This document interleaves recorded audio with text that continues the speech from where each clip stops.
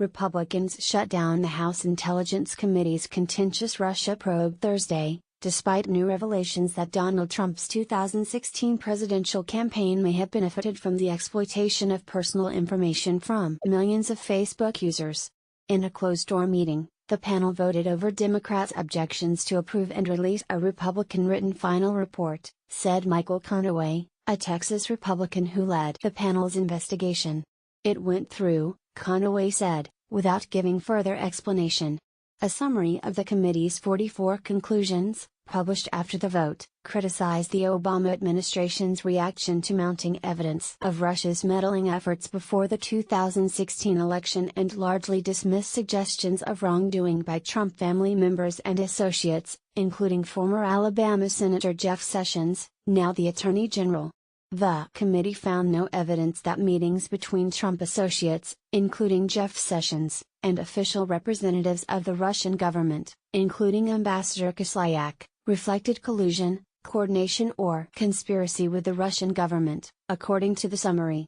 Read a quick take guide on understanding the Trump-Russia saga. The summary said accusations of collusion were further undermined by Russian attempts to establish a back channel with the Trump campaign, saying that such an effort wouldn't have been needed because collusion would have rendered such a back channel unnecessary. Conaway, in a statement, said the findings and recommendations show a pattern of Russian active measures in the United States, both through cyber attacks and their use of social media to sow discord. This poses a serious threat to future U.S. elections, including the primary elections that are already underway. But Democrats said that Republicans rejected several efforts to pursue open leads, as well as a push to hold in contempt a witness who refused to answer many of their questions. It's a rather sad chapter in our committee's history, said Adam Schiff of California, the panel's top Democrat. He said Republicans also refused requests to vote in public. The second-ranking Democrat, Jim Himes of Connecticut, said the minority's views on the findings in the Republican report will be announced on Monday. The panel's Republicans have boldly asserted there is no evidence of collusion between the Trump campaign and Russians in the 2016 election, an issue still under investigation by Special Counsel Robert Mueller and the Senate Intelligence Committee. The report will be Congress's first official finding on that issue, although it won't be immediately released because declassification could take several weeks. Followed the facts. Conaway said earlier this week that the report will present a full account of what occurred during the election. Everything we know about, that's right, he assured. He added that the committee had followed the facts. He characterized most of the report as pretty non-controversial, dealing more on such questions as protecting electoral systems, and that the collusion angle is only part of it. The committee's list of recommendations includes better coordination between intelligence agencies and state election officials but cautions Congress against hampering the executive branch's ability to use discretion in responding to a particular foreign threat, a reference to demands by many lawmakers that the president sanction or take other actions against Russia for meddling. One of the key potential outcomes of the committee's hearings, public transcripts of its dozens of closed-door interviews with witnesses, may never surface.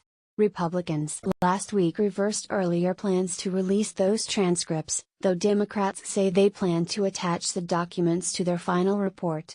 Reversing decision we may not be able to do that, turns out, Conaway said in an interview last week, adding that he had been persuaded that such a move could discourage future witnesses from testifying before the committee. Conaway had vowed as recently as March 5 that the transcripts would be published.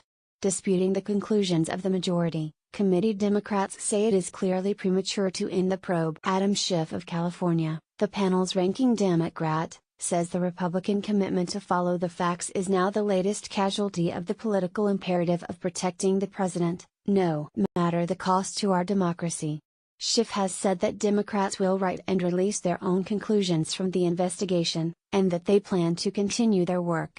Witnesses not called. Schiff and other Democrats say the panel has yet to interview key witnesses like George Papadopoulos, a Trump campaign advisor, former National Security Advisor Michael Flynn and Katie McFarland, Flynn's former deputy. Other witnesses, they add, have been allowed to refuse to answer some questions, including Attorney General Jeff Sessions, Donald Trump Jr., Former White House strategist Steve Bannon, Corey Lewandowski, who ran the Trump campaign for a time, and outgoing White House Communications Director Hope Hicks. In the case of Bannon, the committee hasn't taken action in response to his refusal, even under subpoena, to answer some questions. Conaway acknowledged there is no current activity to do so.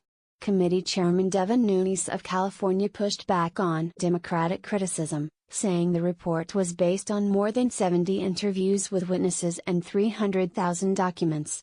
The report represents the comprehensive results of what the committee has learned during its 14-month-long investigation, and will be useful in thwarting any attempts by Russia or other foreign powers to further meddle in U.S. elections, Nunes said in a statement.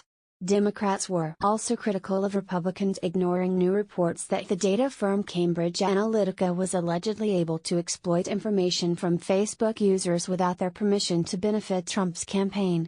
Understanding the Facebook Cambridge Analytica story, quick take: Alexander Nix, Cambridge Analytica's now suspended chief executive, denied in a BBC interview that the firm had engaged in improper tactics to sway elections.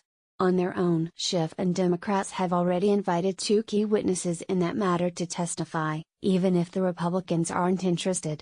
One of them, a Cambridge Analytica whistleblower, has agreed to be interviewed. Obviously concerned, Conaway said Republicans, too, were obviously concerned about what Cambridge Analytica did with Facebook data.